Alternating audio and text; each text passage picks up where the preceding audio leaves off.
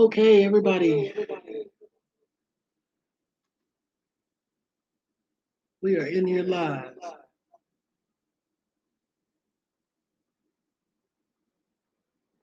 Getting my sound check right.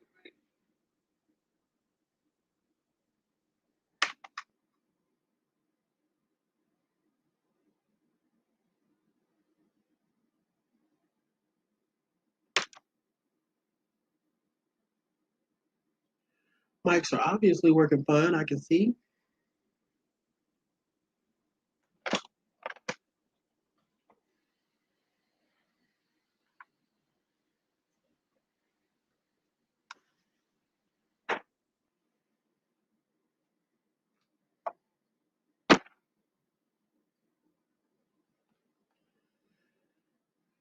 All right, I am in a little early, but I wanted to get some information in.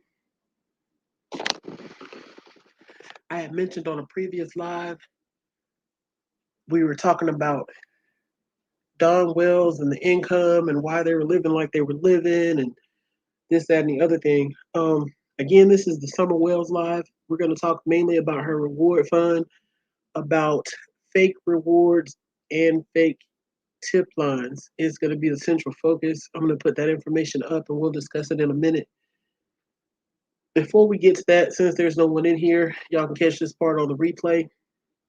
On a previous live, we were talking about how that area that Summer Wells lives in, Rogersville, Hawkins County, that general area of Tennessee as a state tends to be poor, low income, and honestly, I just don't even think that's the case. Like, not the way they're making it seem. For the simple fact that these people own lots of land, they own property on a large scale.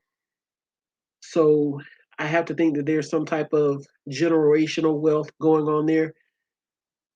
Also, I just don't see that place just from video clips in the news, looking around, seeing the different types of houses and buildings and vehicles. I just don't think it's as impoverished there as people would kind of exaggerate it to be. Not saying that it may not be. It may be that it's more impoverished or lower income than most places of that size or comparison. But from what I can see, it doesn't look like it's just everybody's just dead poor living hand to mouth.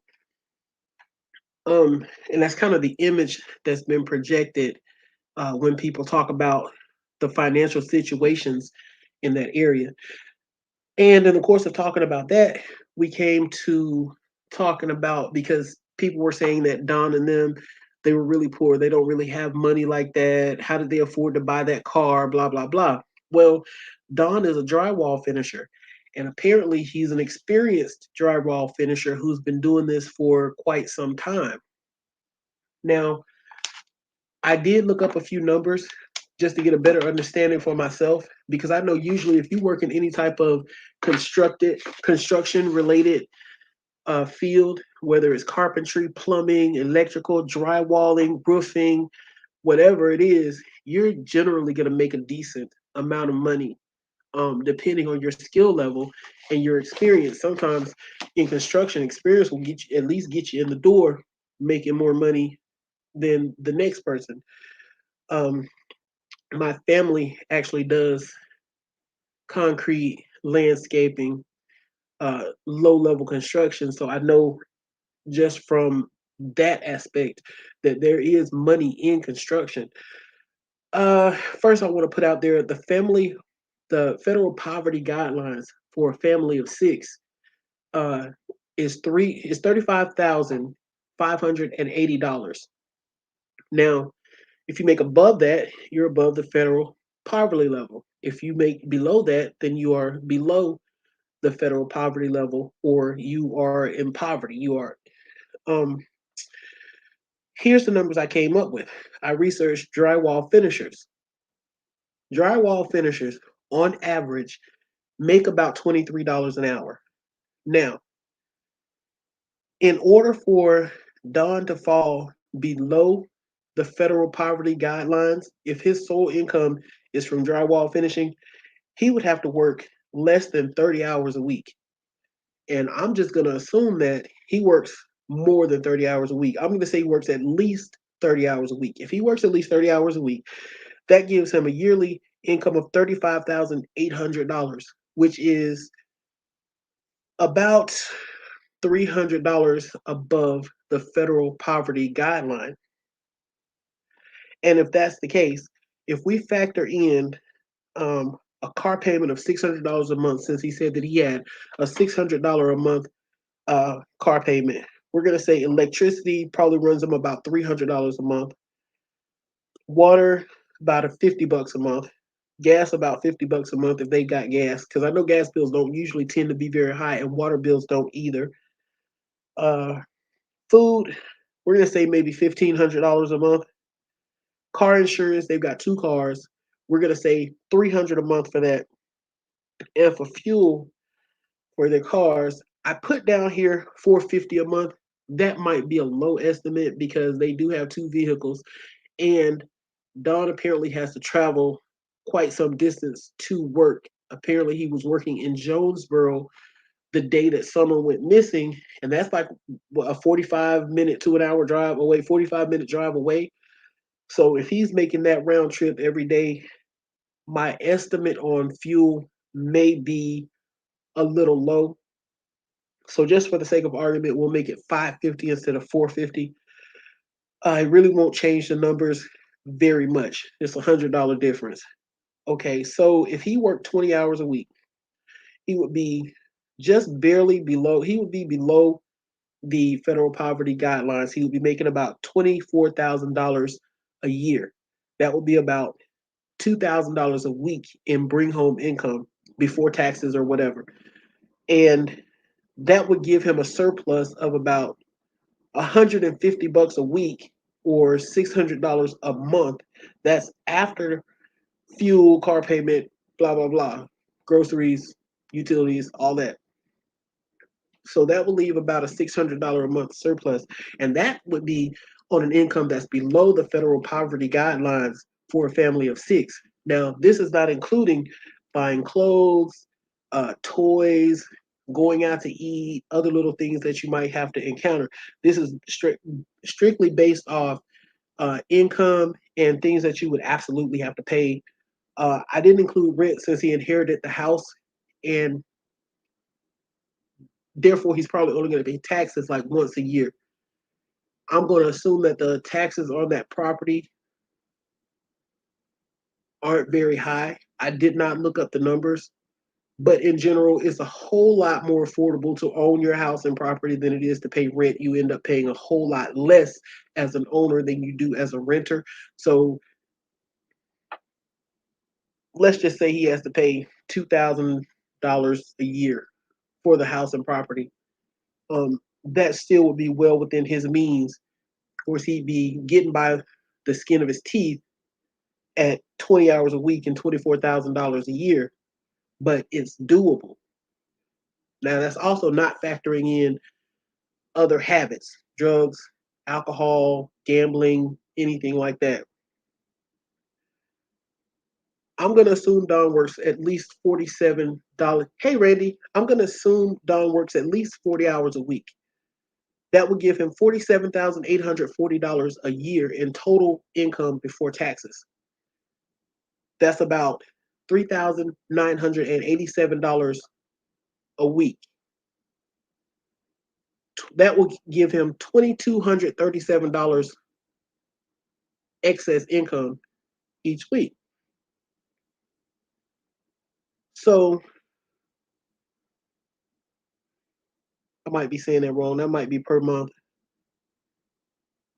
Yeah, I want to say I did that by the month. But either way, $2,200 excess income a month, even after you paid rent and utilities and all this stuff, that's still quite a bit of money. And that will be more than enough to account for buying clothes and shoes and taking the kids out to eat in different places like that and still have some money left. Again, that's not including if they have addictions or gambling or anything else going on in that mix. So I just wanted to touch on that because we talked about it once before about income. So I don't really think that Don and Candace are as poor as people want to say they are. They obviously have or had some problems with addictions. What was it? Oh yeah, the petition. Um, they obviously have or have had in the past some problems with addictions, so that could account for why they don't seem to have the things that they should have based on income.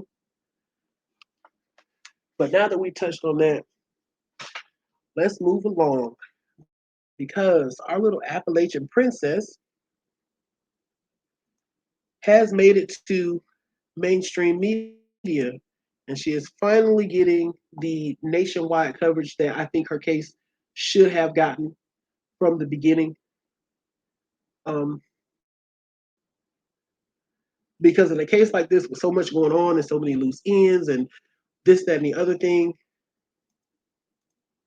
I don't think keeping localized and keeping it so hush hush is really beneficial. The first thing I wanted to talk about is um, reward funds. Apparently,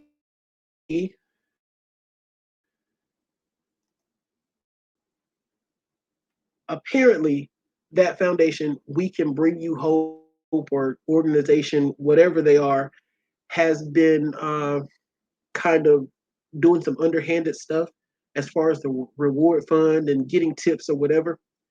And I pulled up a couple of Facebook posts that we're going to look at. The only official reward fund for Summer Wells is organized by the Church Hill Rescue Squad, and it is handled through CIVIS Bank. No one else. They're not selling candles. They're not selling T-shirts. They're not, you doing raffles or bake sales or any of the official reward fund for Summer Wells. It was Churchill Rescue Squad, and it is handled through Civis Bank. I'm going to pull up the information for that in just a second. The only official tip lines out there, the only people that anyone should be submitting tips or information are TBI, and I'm going to share their contact information with you. It is also in the description for this video. And now that John Walsh has stepped into the arena, then the In Pursuit show through Discovery Plus is also a reliable place that you can leave tips. If for some reason you don't feel comfortable contacting law enforcement or being involved with them, you can call John Walsh's show and leave your tip. He is very reliable, very credible. We all remember him from America's Most Wanted. I grew up watching that show.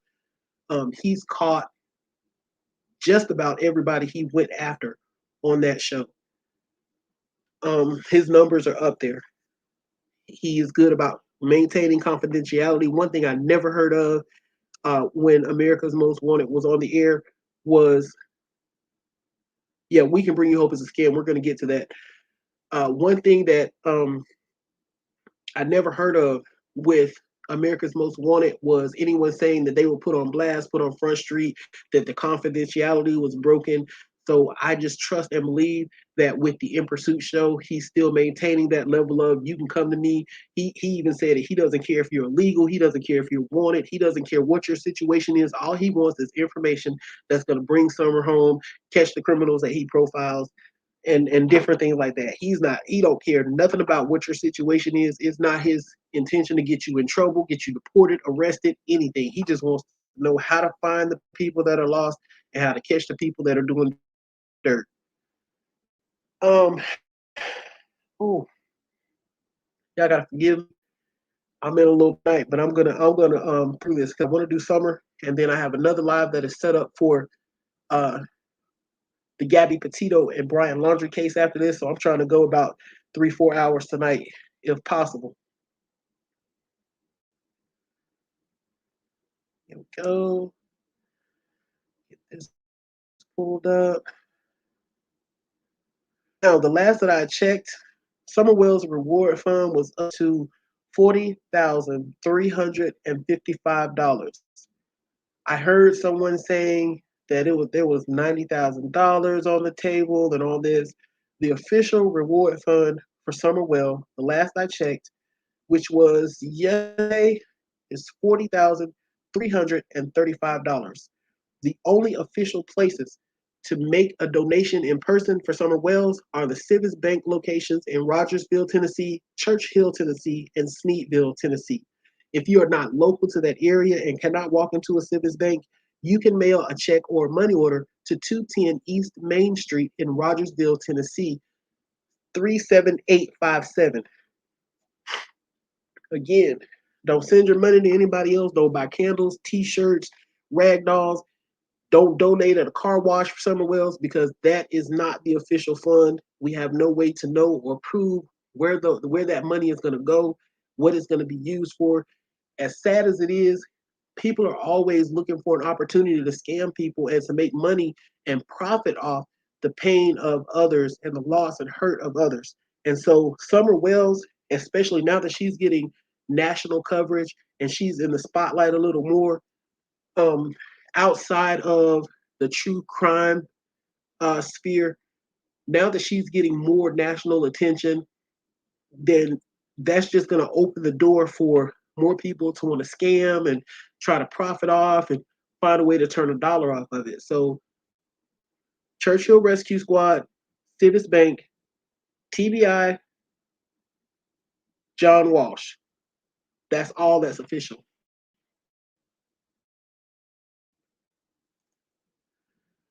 Now, Summer Wells, we can bring you hope.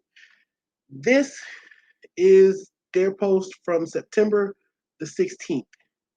I have three of their posts pull up that I'm gonna go through. This is the first one from September 16th, so about 2 weeks ago, and it says a statement from the CEO.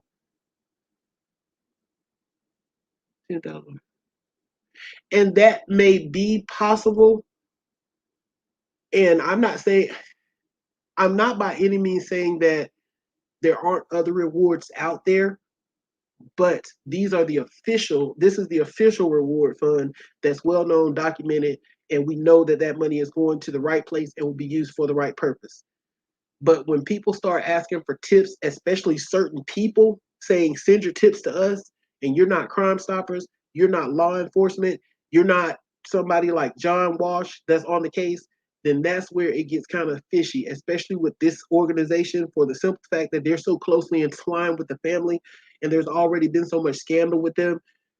This is the same organization that Don was saying were private investigators, and then we found out that they weren't anything like private investigators. And there's just been so much questionable about this organization and what they do, because basically they just post missing flyers on Facebook.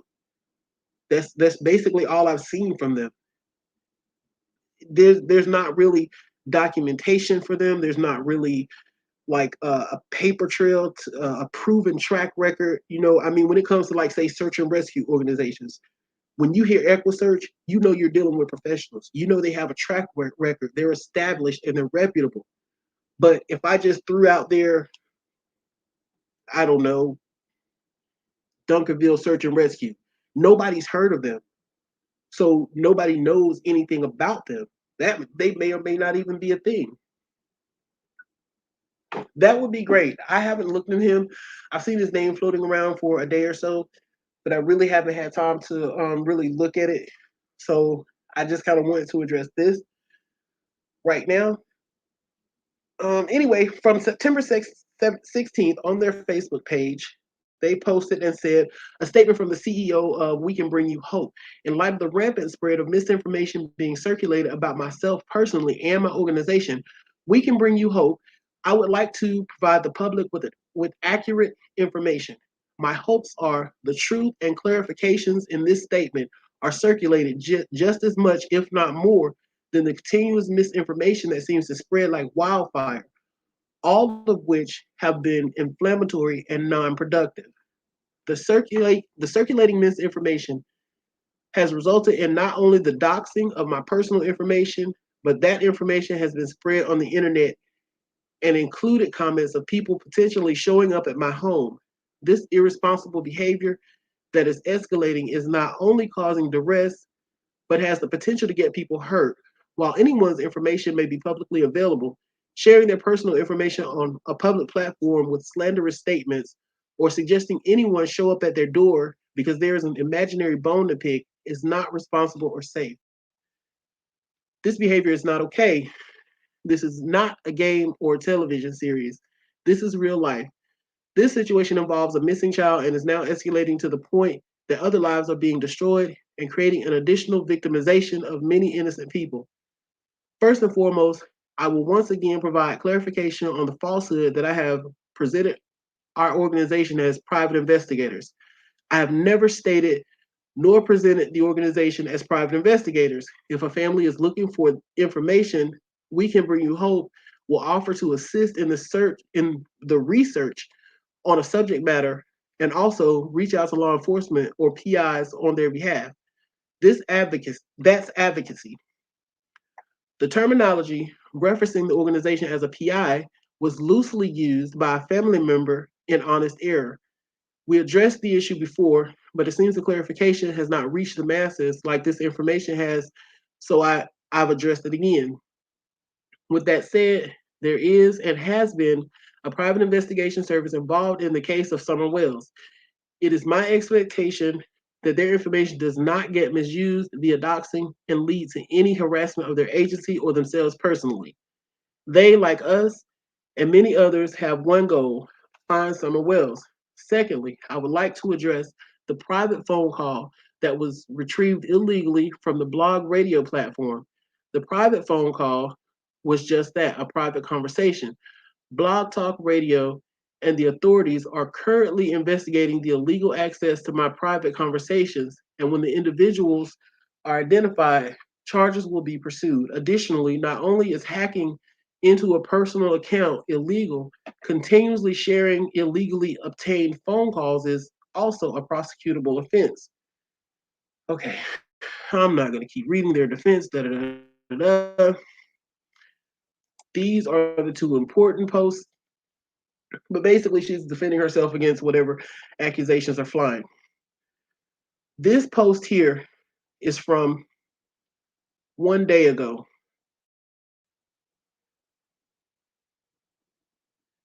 And this is the one that I think caused the stir, where people were saying that they were kind of underhandedly trying to get information about where Summer may be or what might have happened to her. This, in conjunction with the next post, is going to explain it.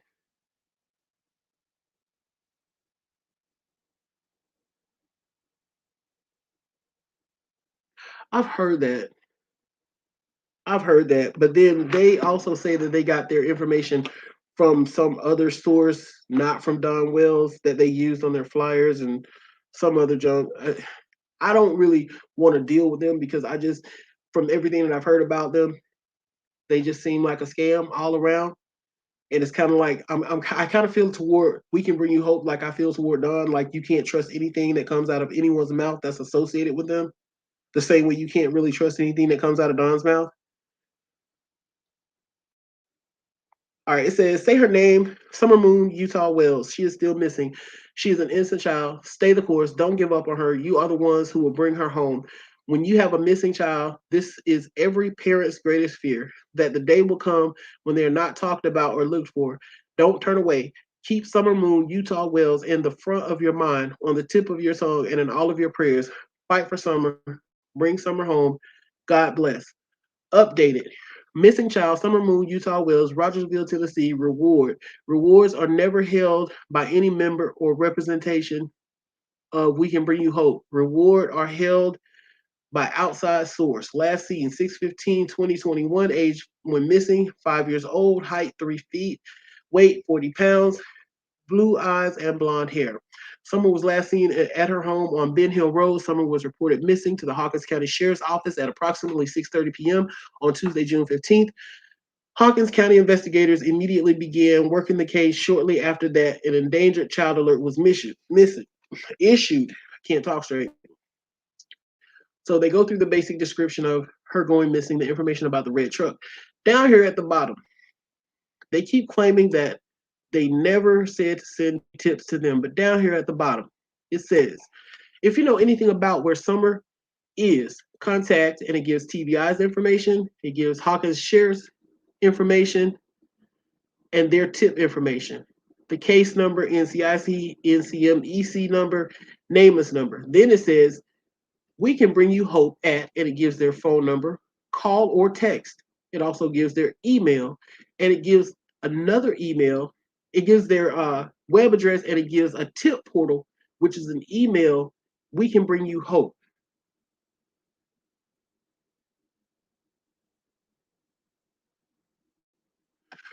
Well, see, that just goes to them not being trustworthy because I read specifically, and I think it's in this post that I'm pulling up now, where they got information for the reward fund from other official sources or something like that.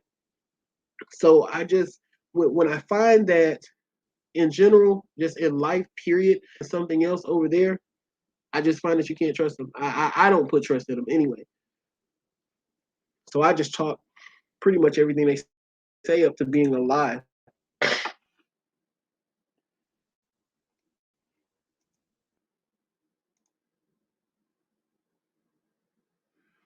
So it's gonna be a little bit slow because I switched my setup. I reversed my setup today. Yeah, they're advocates, is what they say. Um, I remember when they first came on the scene, Wells case. When you went to their Facebook page, you really didn't see anything but Summer Wells. It's like Summer was the only quote unquote case that they had. Now, when you go to their Facebook page, there's a lot more on there, a lot more cases, a lot more um, people and information about other missing people. And it could just be such a high profile case that when they first got it, they focused an inordinate amount of attention.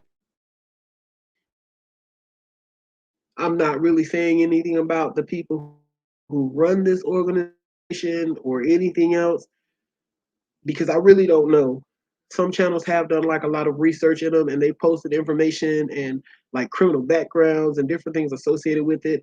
I haven't personally encountered any of that information. I just feel like that in a case like this, when it comes to Summer, I just think that when it comes to especially sending money that it should only go through official sources.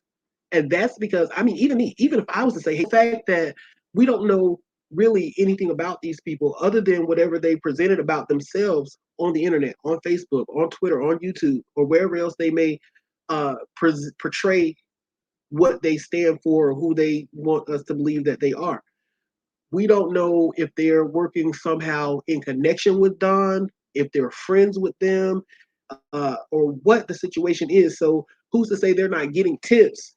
And then if they get a tip that's on the head, oh, we're not going to send that to TVI. We're just going to brush that one aside because that might actually lead to Don and Candace getting in trouble.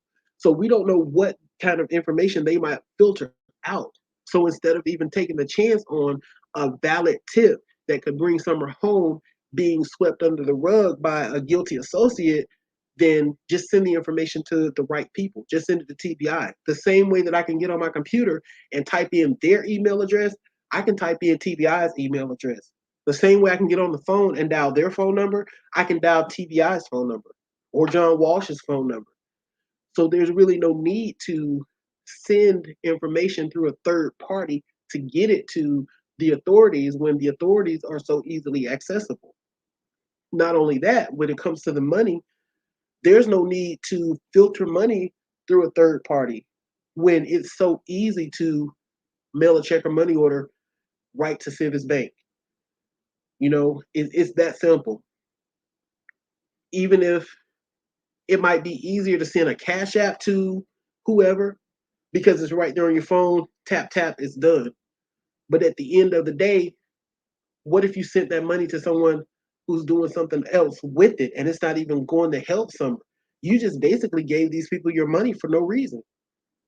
and it's still no benefit to Summer or anyone else. It's just somebody that got free money. Okay, yeah, this is the post where they were talking about where they got the information from. Reward for Summer Wells, and this was posted 8 hours ago as of right now. So today, since it's not quite midnight yet, as you know, the current reward amount is listed on the Churchill Rescue Squad business page. They have detailed the reward information and what they plan to do with it. Just wanted to know that WCBYH has no control over reward money and do not collect any reward funds. As As first reported by Nick Beers, NC5, on June 23rd, 2021, the reward amount was listed as $50,000. This is where we source the reward amount for our flyers for Summer Wells. Numerous individuals, podcasters, and groups utilize the same amount of $50,000 as well. This may or may not be true.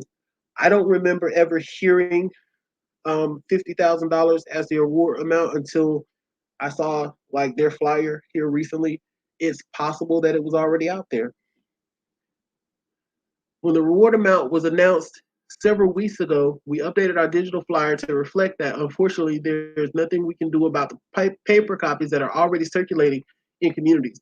However, the main goal is to keep Summer Space circulating. So if they're still hanging up around the country and people are seeing their face, that's the most important thing. If you have any further questions about the reward for Summer Wells, please reach out to Churchill Rescue. They are the individuals securing the reward money.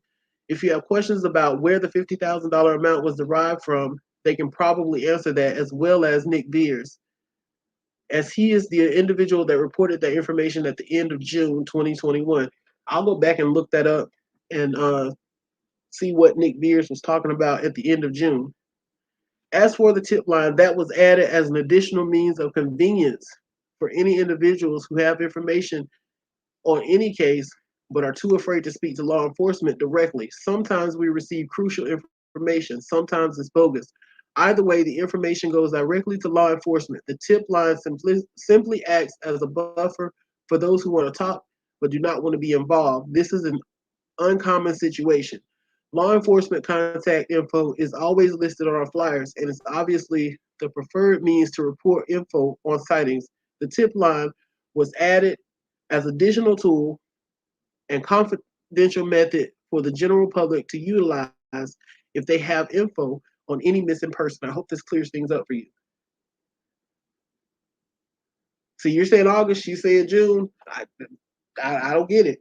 But anyway, yeah, see, she's saying that they're accepting tips as an additional buffer. But here's the thing: we've had Crime Stoppers for years. I remember hearing about Crime Stoppers when I was in elementary school. So we've had Crime Stoppers for years where you can drop anonymous tips without having to filter them through a source that might or might not be working in Summer's best interest.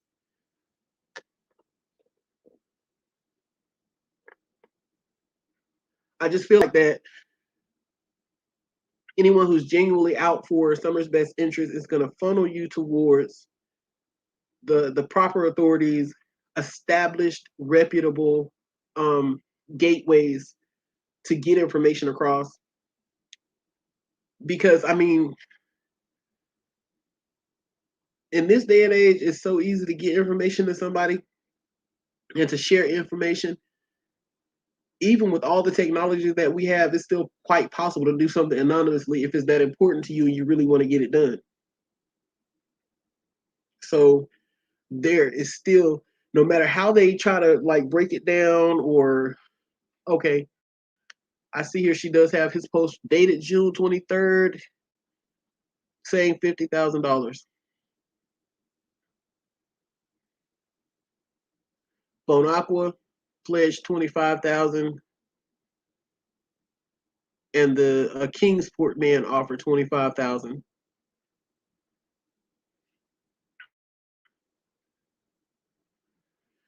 And again, the whole point of this video really was just to, emphasize, don't send your money to anyone other than CIVIS Bank for the fund established through Churchill Rescue Squad. Because otherwise, you don't really know where that money is going, what use is being put to, whose hands it's in. But if you send it to the one official bank that handles the Summer Wells Reward Fund, then you know it went to the right place. And on top of that, you know that not only if it does not go toward a reward for Summer Wells, it will go towards a reward for the next missing person case. They have a time limit on it. I believe they said 6 months. 6 months from when? I am not exactly sure. I don't know if that's 6 months from the day she went missing, 6 months from the day the reward was announced, 6 months from the day it's decided it's a cold case. I don't know. But it does have some sort of a time limit on it that after that point, if it doesn't go towards Summer Wells, then it will be repurposed and used toward the next missing persons case. So it will still go to a good use of finding someone who needs to be brought home. Regardless, it's not going to go to buy somebody a new car or pay their mortgage or whatever else other people might be doing with the money that they're collecting in the name of missing people and victims. Also, I think that is all for summer that I had that I really wanted to talk about.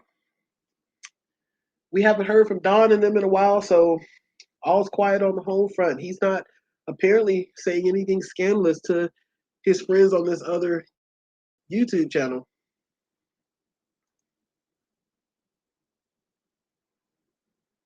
As he had gotten in the habit of doing. That was a nightly thing. We were hearing about his conversation and his recorded phone calls and seeing his antics live and up close in person. The Facebook page is up and running. I had a typo when I originally did it and I tried to update it. Facebook has not updated the name yet, so it is True Sime News and Headlines for the time being. And yes, I did change the channel name just a little bit. I think I like this name a lot better. Savage Says True Crime News and Headlines, since that's what we'll be dealing with. But the Facebook page is up and running. As I get more likes on there, then I will start doing more on there. I do post to it daily. I've been posting a lot of updates on the Brian Laundrie, Gabby Petito case. I've shared a few other things on there. I've shared some Summer Wells things on there. And as that page grows, then I'll start doing more on there, maybe doing Facebook Lives, maybe start a few groups or something. I don't know. But we'll see how the Facebook page turns out. For now, it's just another place to post something other than Twitter. And the Twitter account is also up. That is savage_says_TCN.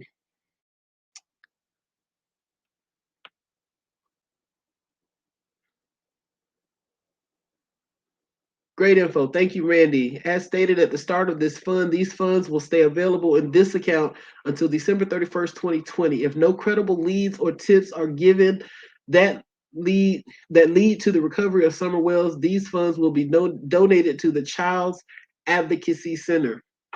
Awesome. Thank you for that information.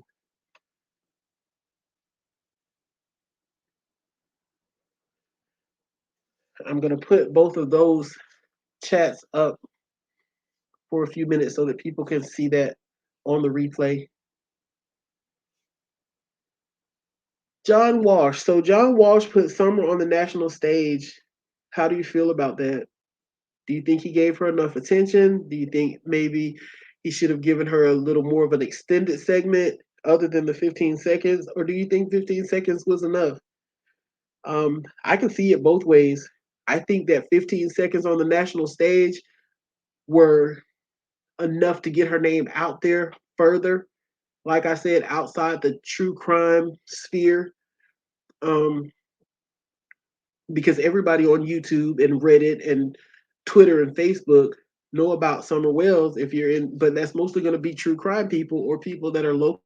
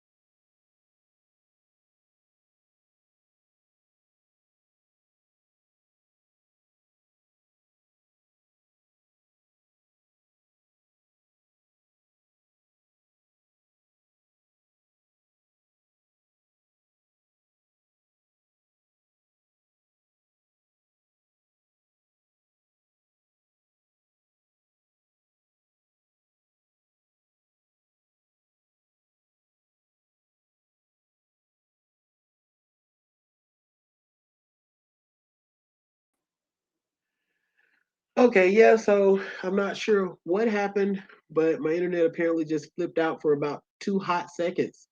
I am back with you now.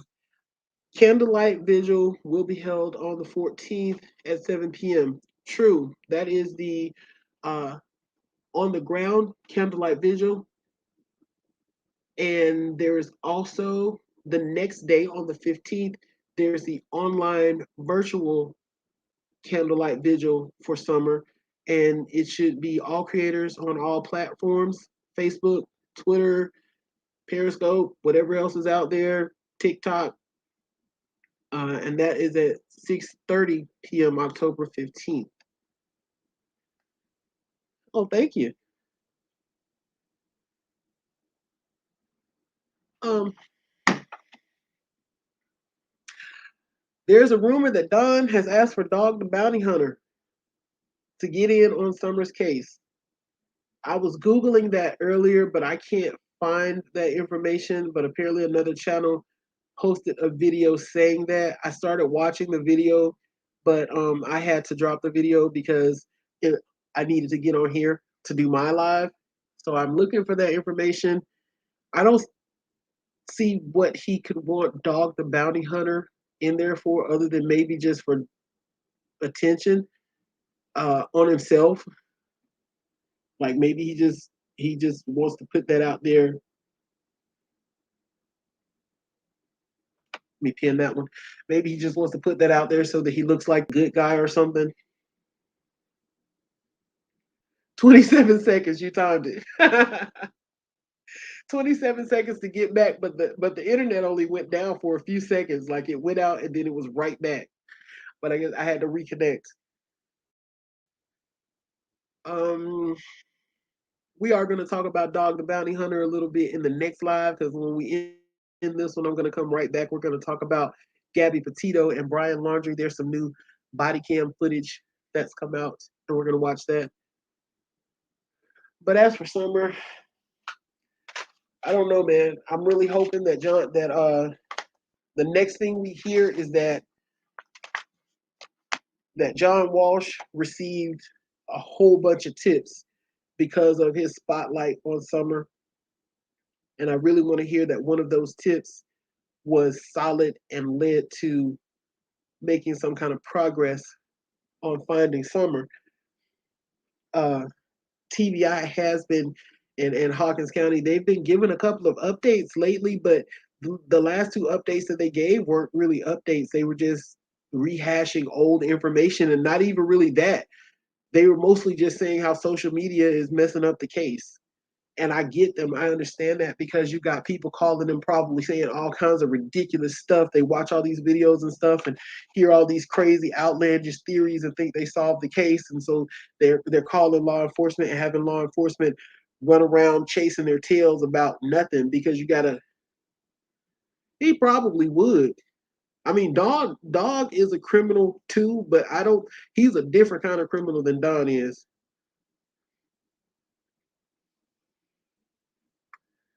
So I don't know. Even if that was a case that Dog could touch, I don't think he would.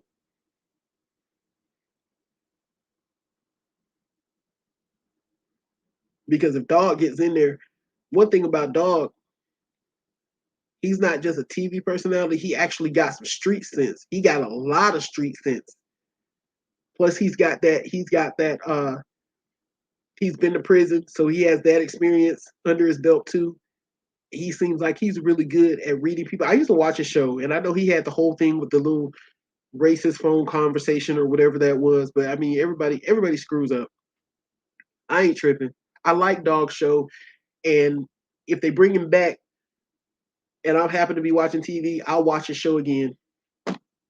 Everybody screws up. Um. Anyway, but yeah, I mean, Dog has a lot under his belt that would really. I think if he did get in it, he'd probably break the case for the simple fact that Don probably wants Dog in the case because he feels like Dog would be on his side and kind of take up for him or whatever. But Dog would actually be his downfall. Unfortunately, I don't think Dog can get in it because I think the only way he can get into a case is if there's like a wanted criminal with a bounty. I don't think he can just decide, hey, I'm going to go look for this kid like that. I mean, from a legal perspective. But that would be awesome. That would be awesome. And I wish that probably not a paintball one either. Yeah, you could probably just delete paintball and be right on the head with it. But yeah, I'm really hoping that the national spotlight is going to help bring some closure to Summer's case. I mean, this little girl, man, I really just want her to be found. Like at this point, I'm to the point where whatever the final result is, I just want this little girl to be found because it really hurts my heart to think that not only could she be somewhere and somebody's continuously hurting her and then she's suffering and she's no longer happy, she's no longer this happy little kid that we would see on these TikTok videos. It really hurts my heart to think that she's not with us anymore and that she was just thrown away like trash or discarded like you hit an animal on the road or something, just toss her in the woods, and hey, whatever.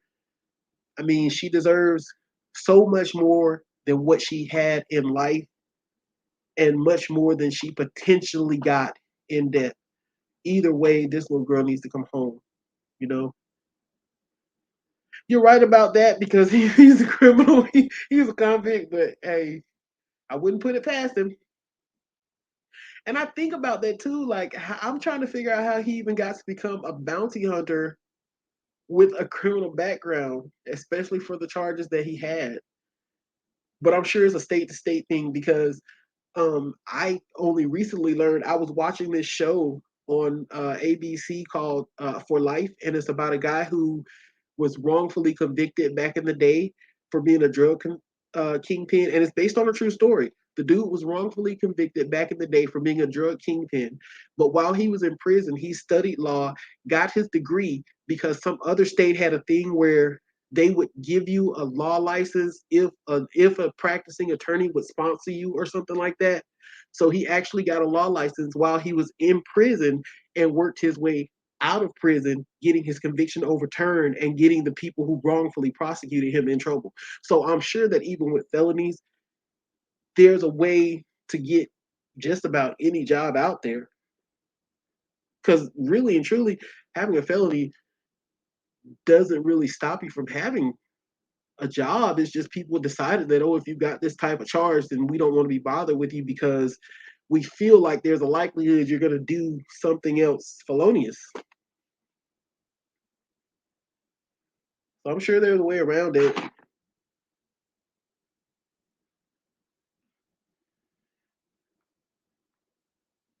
All right, it is 12:15, so I think I'm going to go ahead and get this live closed down so I can get myself together for.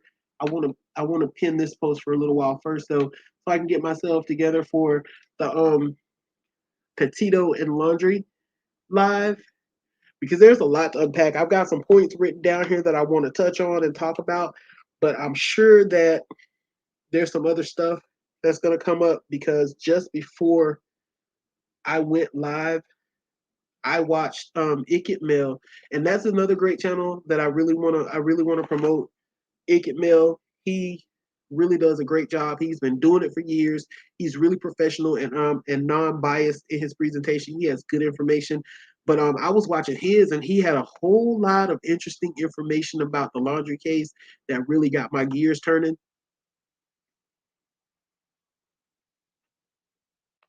Okay, that's cool to know. All right, I just never would have thought that. Like by me having first known him as a bounty hunter and not knowing about his criminal past, I was actually kind of surprised when I found out that he had a criminal record and that he had been to prison and all this other kind of stuff. I was really shocked. My naivete. All right, 12:17. I'm gonna shut down this live. I will be back in. Yeah, John Q is really good. I really love his dedication and his presentation style. I love that he talks about points and he really makes it clear where he's coming from. He explains things in a way that you can't possibly mistake what he's saying as something else. And those two channels I do promote because they don't get caught up in the YouTube drama. Like I have channels that I used to watch and I just had to stop watching them because even though they would have a lot of good information and they would get the scoop a lot of times before anybody else, I really didn't want to deal with all the creator drama that was going on just to hear the scoop because if I'm coming to you to find out about this missing kid or this person that got arrested or whatever. I want to hear about that. I don't want to hear about your beef with somebody else that's on YouTube because it's a platform for everybody to be able to say what they want to say. You know what I'm saying? So just tell me what I came for. But John Q and Ikit Mail, yeah, those two are excellent. And Ikit Mail lately has been doing a lot more um on the spot lives. Like he's going live now as soon as news breaks. He's going live and he usually has really good resources. Like I said, he's been doing it for years. His show is more like an actual he's better than a newscast mostly. I say he's better than watching the actual mainstream media because he gets really good information. He's really clear about it. And he shows you like a bunch of different sources.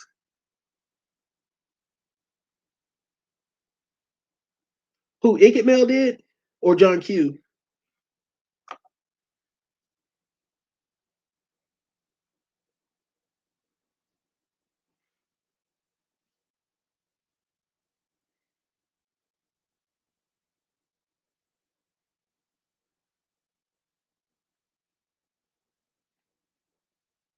John Q is also really good for the California boys, Orrin and Orson, because he really keeps their story alive and keeps their name out there.